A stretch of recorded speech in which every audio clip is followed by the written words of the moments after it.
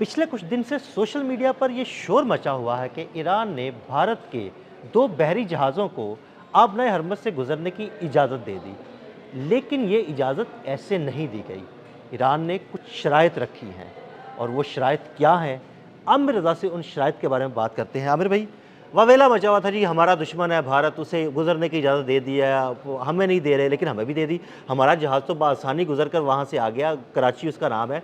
और जो भारत के जहाज़ गुजरने की इजाज़त उसे दी है, वो कुछ शराइत रखी गई हैं, वो शराइत क्या हैं?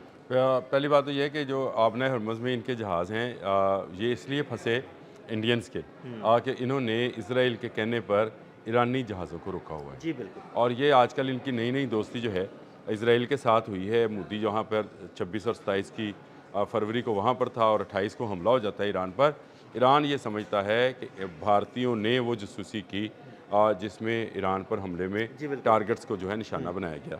इसके बाद क्योंकि एक ईरान के जहाज़ जो थे 3 जो तेल बरदार जहाज़ हैं, वो भारत के कब्ज़े में हैं। भारत ने जंग जैसे ही शुरू हुई उनको अपने कब्ज़े में ले लिया और उनको छोड़ने से इनकार कर दिया। अब जब भारत को में एनर्जी क्राइसिस है, इस वक्त वहाँ पर गैस की लंबी कतारें अगर आप वो देखें तो आपको नज़र आएगा कि उनको उनको गैस वहाँ पे नहीं मिल हाँ रही है, जी। बल्कि उसकी जगह पे ओपले, जिसको हाँ हम जी। पंजाबी में गोहे कहते हैं ना, वो थापियाँ। थापियाँ हाँ, मुख्तलिफ लफ्ज़ हैं उसके।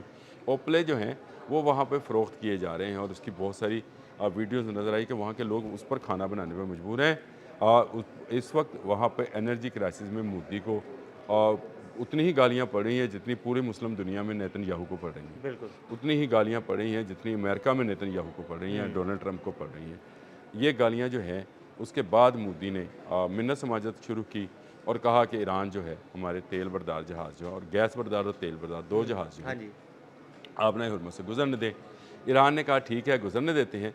पहली शर्त ये है कि वो 3 जहाज़ जो आपके कब्ज़े में हैं, वो हमें छोड़ दें। बिल्कुल। आमिर भाई, वो जहाज़ भी मेरा ख़्याल है कि इसराइल के कहने पर इन्होंने कब्ज़े में लिए जी, हैं। मैंने पहले ही बताया था कि ये इज़राइल के कहने पर किया गया था ये ऑपरेशन। ये भी ऑपरेशन और जो इंडिया में से ईरानी जहाज़ जो है फ़ौजी मशकों में से निकल कर आ रहा था, जो कि गैर हाँ मुसल्लह था, जी, बिल्कुल। उसको भी जो डुबोया था इन्होंने, वो भी इंडिया ने इज़राइल के कहने पर अमेरिका को वो उसकी इन्फॉर्मेशन मुखबरी की फराहम थी। की और उस इन्फॉर्मेशन की बुनियाद पर उस जहाज़ को जिसमें 80 के करीब जो था क्रू शहीद हुआ था, उसको डुबोया था। तो ये मामला जो है अब भारतीय जो हैं अपने 2 जहाज़ के लिए पहले ईरानी 3 जहाज़ छोड़ेंगे और उसके बाद मैं आपको बता दूं कि इंडिया की बारी आने वाली है।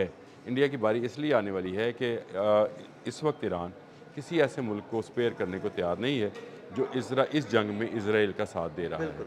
वो चाहे अमेरिका है, चाहे कोई ऑस्ट्रेलिया है, चाहे मुत्तहिदा अरब अमारात है, चाहे सऊदी अरब ऑस्ट्रेलिया की है, बारी आ गई, उस पे मैं अलग से बात करूँगा आपसे। जैसे आप करना चाहें।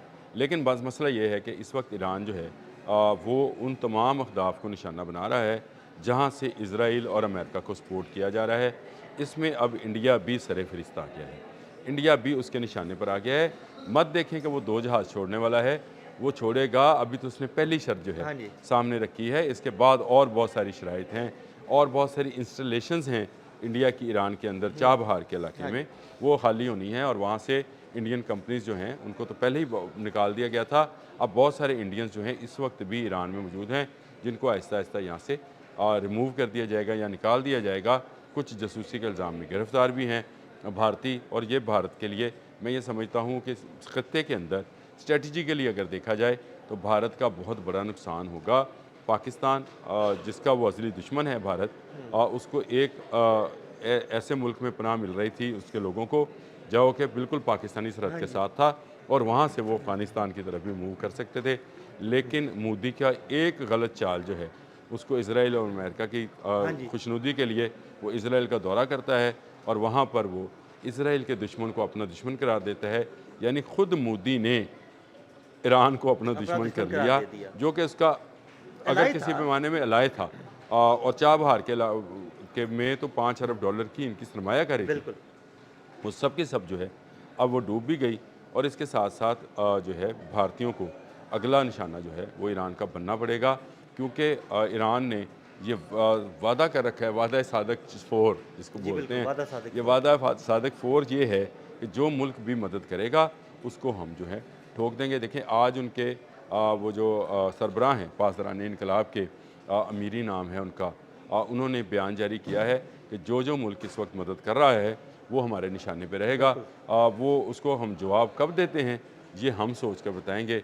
आप ज़रा भारतीयों जहाज़ गुजार के दिखाओ ना, पाकिस्तान तक कड़ा लिया आप हम तो गुजार के ले आए, हमारा हम तो कराची नामी बहरी जहाज़ आ गया। कराची बहरी जहाज़ जो है, मैंने कल वो स्टोरी पढ़ा था और मैंने इसका जिक्र भी किया था कि हमने इस वीलॉग वक्त भी किया। दुनिया का वाहिद जहाज़ है जो आबना हुर्मत से गुजरा है और बगैर मैंने किसी कहा शर्त के। बगैर किसी शर्त के उसको जाने दिया गया है। तो इसका मतलब ये है कि इस पर अमेरिकन थिंक टैंक्स की मैंने वो ब्रैडली की बात भी हाँ आपको जी। बताई थी और उन्होंने कहा कि ये हो नहीं सकता कि ईरानी जो हैं वो इस तरह से जाने दें, और वो उन्होंने वाकई कराची को जो है रास्ता बताया और उस रास्ते से उनको गुजार कर वो आराम से आसानी के साथ बाहिफाजत चला गया। भारतीयों के साथ ये नहीं है, भारतीयों के साथ ये पहली शर्त आई है, अभी अगली शर्तें आनी हैं। ईरान चाह रहा है कि अभी ज़रा मज़ीद भारत के अंदर मोदी के ख़िलाफ़ जो है लोग सरापा एहतजाज हों, ताकि मोदी को ये सबक सिखाया जाए कि तेरी सियासत नेतन्याहू और डोनाल्ड ट्रंप की सियासत के साथ ही दफन होगी। याद रखिएगा अक्टूबर में इलेक्शंस हैं इसराइल के अंदर, उसके बाद नवंबर में इलेक्शन है जो मिड टर्म इलेक्शन अमेरिका में है, और फिर मोदी साहब जो हैं इनका इलेक्शन होगा और इसमें इन तीनों की कब्र जो है खुद जाएगी और ये तीनों मुश्तरका दफन किए जाएंगे। इनकी सियासत जो है मुश्तरका दफन की जाएगी। ये अब ज़्यादा देर से सियासत के मंजर में सामने नहीं नज़र आएंगे। अमेरिका में जितनी नफरत डोनाल्ड ट्रंप पे है उतनी ही इसराइल के अंदर कल आपने जिक्र किया था, शदीद मुजाहरे शुरू हो गए हैं मुजाहरे कर रहे हैं, देखें मर रहे हैं उनके बच्चे भी, उनके अगर आप किसी के ऊपर हमला करेंगे तो दूसरा मुल्क भी आप पर हमला करेगा। ये टिट फॉर टैट है, ये अदले का बदला है। तो ईरान अदले का बदला सादिक फोर दे रहा है, वो बदला सादिक फोर है जो कि वो दे रहा है। और ये मैं समझता हूँ कि भारत को भी इसका जवाब मिलना है। ईरान की जानिब से जवाब मिलेगा, वो किस पैराए में होगा, क्या कोई मज़ाइल की सूरत में होगा या किसी मुआशी मज़ाइल की सूरत में होगा या किसी ऑयल की मज़ाइल की सूरत में होगा। आबनाए हम्मज़ अब हमेशा के लिए, मैंने पहले एक व्लॉग में आपको 4-5 दिन पहले ये बात बताई थी, आबनाए हम्मज़ अब दुनिया भूल जाए कि इसके इस तरफ वाले ममालिक जो हैं जिनको हम GCC कहते हैं, गल्फ़ ममालिक जो हैं, ये ईरान की बात माने बगैर वहाँ से जहाज़ निकाल पाएंगे और जो जहाँ से ऑयल और गैस के लेते हैं वो कंटेनर्स, वो अब उनके वो जो वेसल्स हैं वो ईरान की मर्जी के बगैर कभी गुजर नहीं पाएंगे। जो भत्ता अमेरिका लेने के लिए आ रहा था अब दो ना ईरान को, ये नहीं, ईरान वो भत्ता, देखें ईरान भत्ता लेता है या नहीं लेता, लेकिन अब ईरान अपनी शर्त पे गुजरने देगा। अब नहीं ये हो सकता कि तो वो लेगा ना, अगर आप एक तरफ अमेरिका को और इसराइल को फैसिलिटेट करें और दूसरी तरफ आपका तेल भी जो है वो आपको लाखों अरबों डॉलर कमा के दे। ये अब नहीं होगा। अब ईरान की आबना हरमज़ पर पूरी तरह से काबज़ है, और ना सिर्फ आबना हरमज़ पे काबज़ है बल्कि आबना मंदब पे भी काबज़ हो जाएगा। ईरान को एक बहाना मिल गया है, जो पहले इंटरनेशनल वाटर्स में से वेसल्स गुजर रहे थे, अब क्योंकि उस पर हमला हुआ है इंटरनेशनल पानियों के अंदर से, लिहाजा अब वो इन पानियों पर भी किसी वेसल्स को उस तरह से गुजरने नहीं देगा। जितनी बाबुल मंदब में देखें, बाबुल मंदब को ना हौसी बागी जो है ना, जिन्हें हौसी बागी कहा जाता है, वो उसको हैंडल करते हैं बाबुल मंदब को, और वहाँ पे वो हमले भी करते रहे हैं। तो ये कहा जाता है कि जी वो हौसी जो है वो ईरान की प्रॉक्सी हैं, अगर ईरान चाहे तो वहाँ से बिल्कुल किसी को ना गुजरने दे बाबुल मंदब। तो आप अंदाजा करें ना, फिर 2 गुजरगाहें तो बंद हो गई।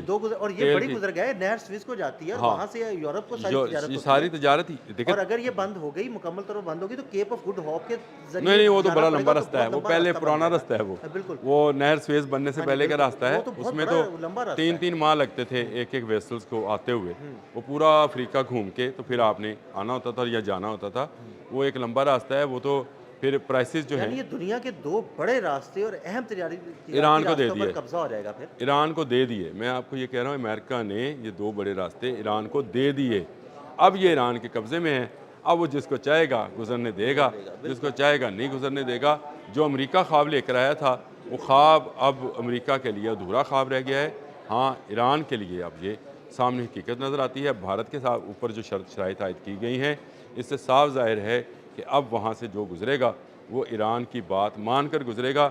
ईरान की बात माने बगैर गुजरना वहाँ से मुश्किल है, और अगर नहीं गुजरेगा तो उसके लोग उसी तरह से लाइनों में लगे होंगे जिस तरह इस वक्त भारत के लोग जो हैं गैस की लाइनों में लगे हुए हैं कि उनके पास गैस नहीं है।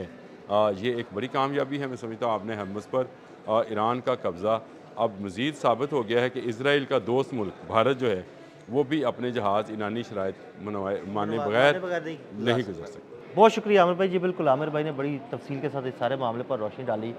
मज़ीद अपडेट्स के लिए हमारे वीलॉग्स फॉलो करते रहें। अदील अहमद और आमिर रज़ा को इजाज़त दीजिएगा। अल्लाह हाफ़िज़।